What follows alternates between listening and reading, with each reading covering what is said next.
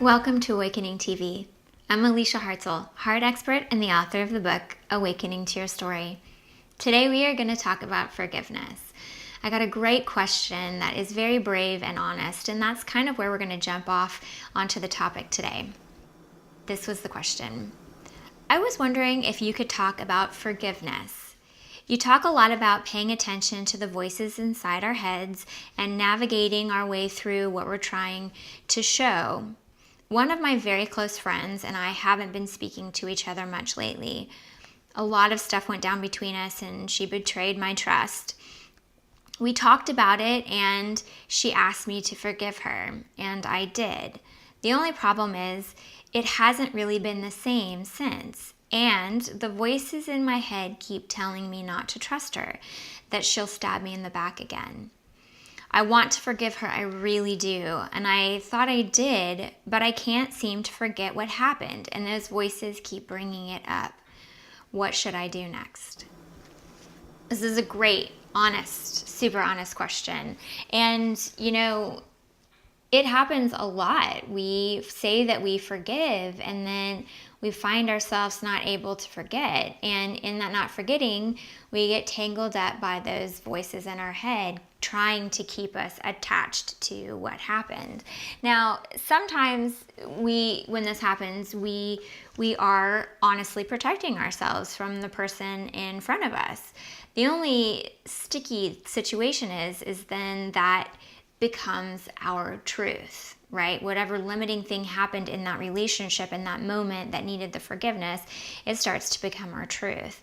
And so we really want to look and kind of take those layers apart today when we talk about forgiving and forgetting, because you can't really forget unless you've created healing within your heart. And that's really where we're going to start today. We're going to start by understanding that forgiveness happens not just in the mind, but it happens in the heart and in the spirit, right? And so what we need to do is we need to travel the 12 inches from our head down to our heart. And sometimes that's easier to do or to say than it is to do. But when you start thinking about forgiveness, I want to give you an illustration, right? So that it kind of makes it more personal. Since I don't know the personal details of the person who asked the question, I can kind of go into my own story and bring up some information that I had at one point. So years ago, it's probably been close to 10 years ago now, I had gone to visit a good friend of mine. She had just had her first baby, and it was this very exciting time in her life, and I was so happy for her, and it was just her and I and the baby, and we had been spending so much time together, and it was amazing. I had gone to sleep that night and woken up really, those twilight moments very early in the morning when it seems like you're flooded with dreams and thoughts, and it's when that higher consciousness is wide open. And I had a dream that was so fascinating to me.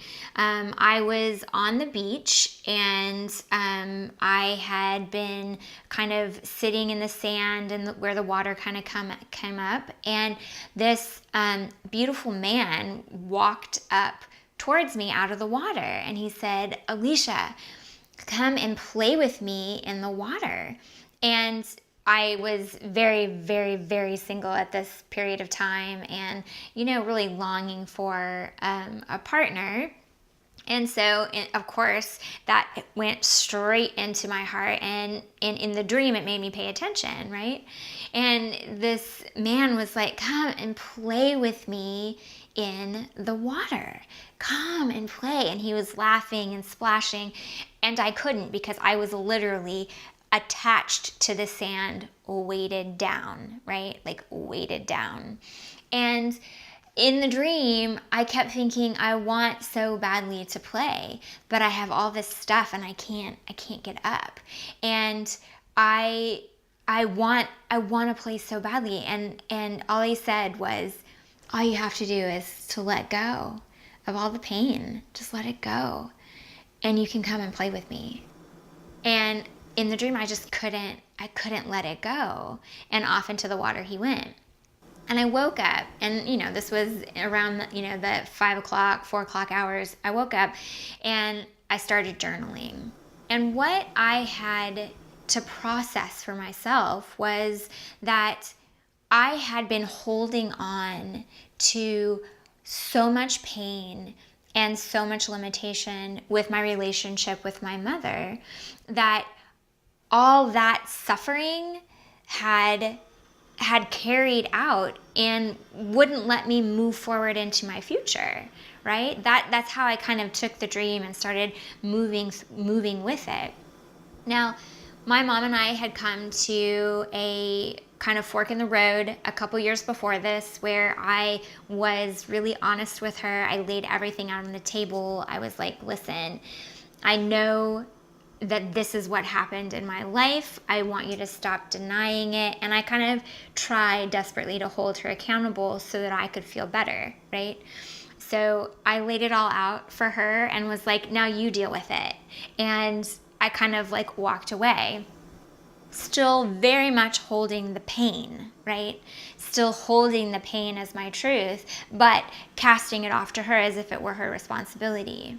Now, while that maybe might have made me feel good for a small moment, it was not sustainable. Like in the dream, I was literally being tethered down into the ground by it, right?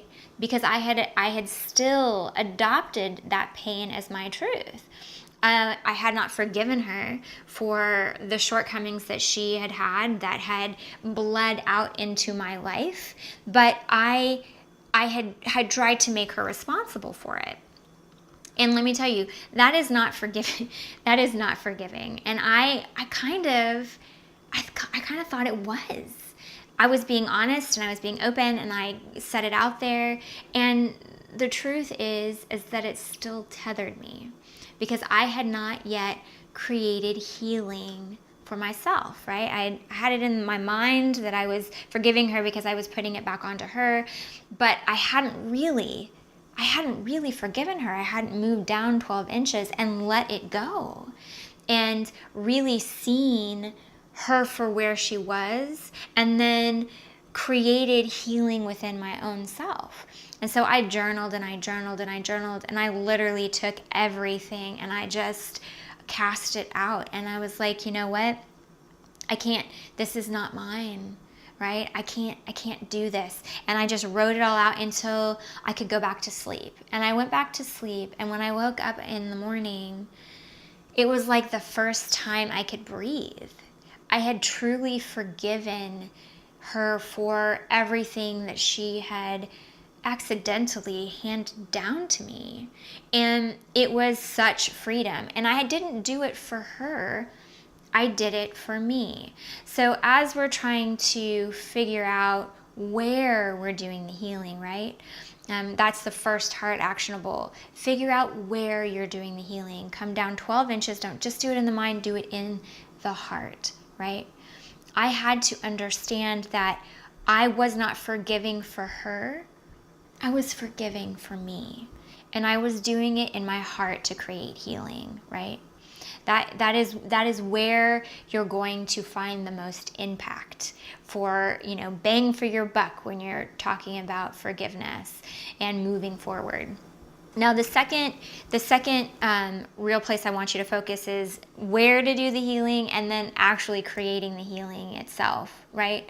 I was fortunate enough to go and participate in a Super Soul session here in California with Oprah Winfrey and a whole bunch of her trailblazers.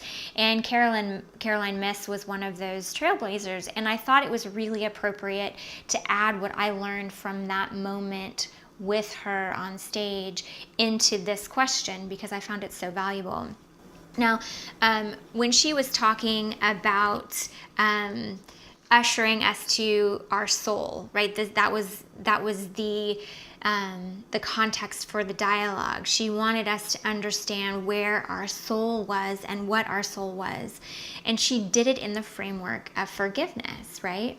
She said, take a person who's wronged you. So if the person who wrote this question in is watching, that girlfriend of yours, put her in your mind's eye and hold her in front of you, right? And for all of you other people who are dealing with this, not being able to forgive and forget, hold that person in your mind's eye and walk through this exercise. And I want you to see if you can feel where the healing has to take place. So she said, first, act as if they are just apologizing, right? Oh, I apologize. I never meant to hurt you, la, la, la, and you call it a day, right? Kind of like the way our person who asked the question did. It doesn't feel like it comes from any place other than the mind, right? But now, what if the person walks up to you and says this? I consciously knew what I was doing was going to hurt you, and I did it anyway.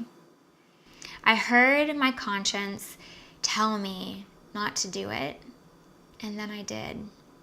I knew my actions were going to redirect the course of your life, and I knew how much it would hurt you, and that didn't stop me. I want you to know that I sinned against you. I confess my soul to you, and I want you to know this is not an apology. This is me asking you for forgiveness for what I did against you. How I walked over our trust. I confess my soul and I ask for your forgiveness. Do you feel the difference?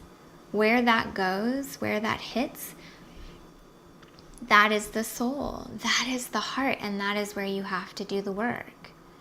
Now, what if, I know that I can hear the question coming right now, but what if the person isn't going to be able to come to you and do that?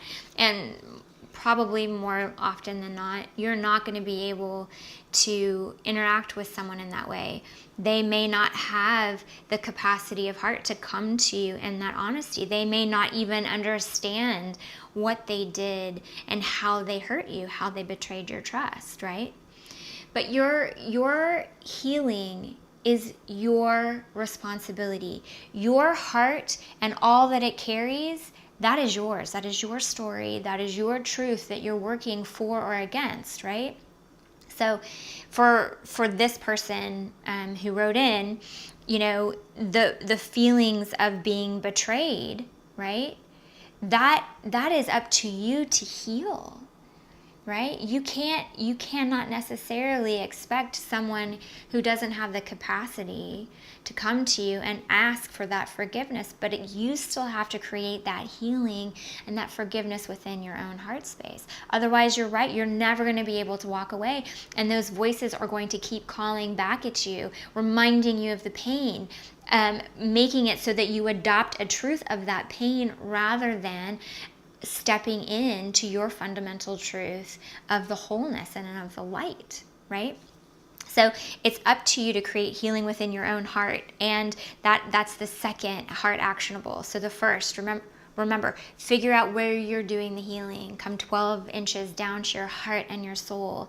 And then 2, create the healing for yourself. Now, I understand that it's hard to do sometimes, to kind of figure out how to step in and create movement forward in that way. And so I want to give you some inner dialogue to kind of create that movement forward. For me, when it had to do with my relationship with my mom, it kind of came up in a dream, and then I wrote it out and I processed in that way.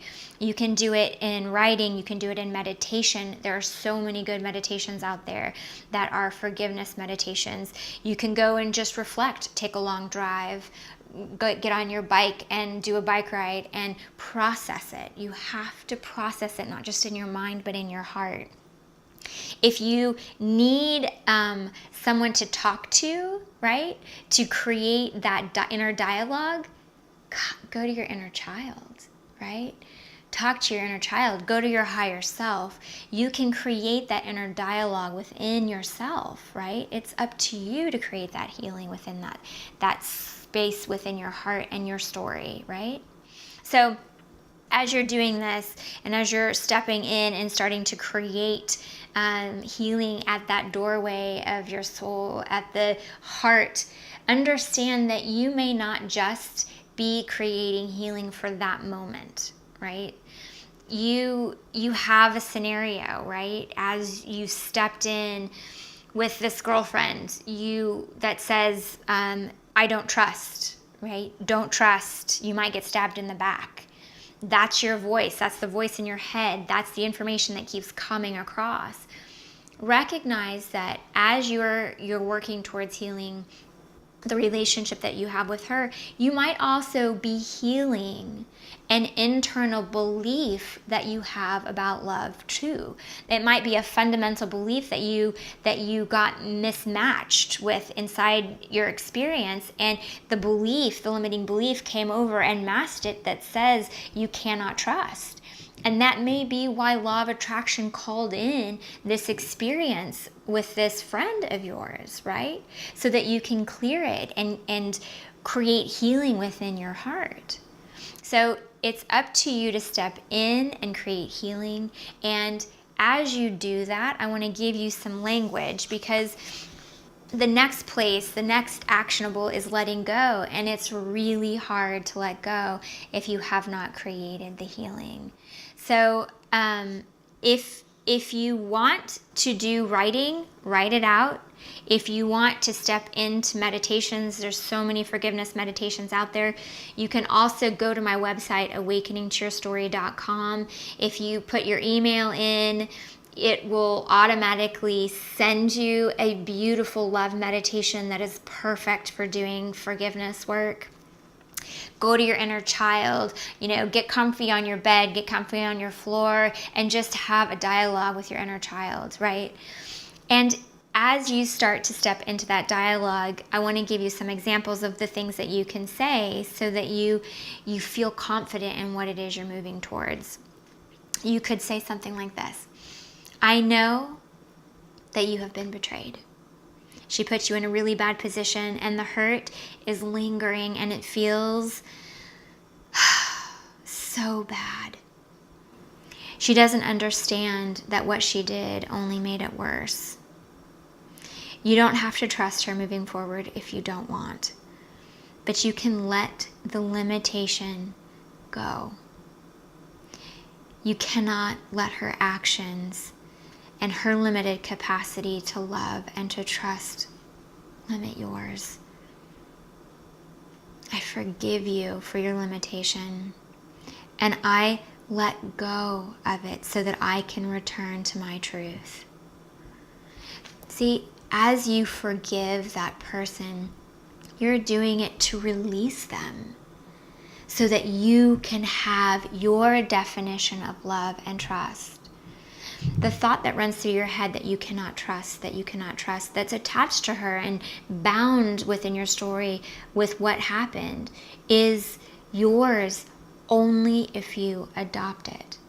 If you forgive and create healing, and you put the salve of love and understanding on your heart, then you can cut that tie. Cut the tie that binds you to her in that experience, and you can let her go, right? A beautiful way to do this is hold them in your mind's eye. Hold them like you're hugging them. Hug them until they hug you back, and say these words over and over again as a mantra. I release you to be whoever it is you need to be in the world, so that I can be whoever it is I need to be. I forgive you, and I release you. Just say it over and over and over again. And as you do this, you truly are letting go. Now, with my mom, I love my mom now more than I think I ever have. And we're rebuilding trust. And are there things I would do and wouldn't do with her? Sure.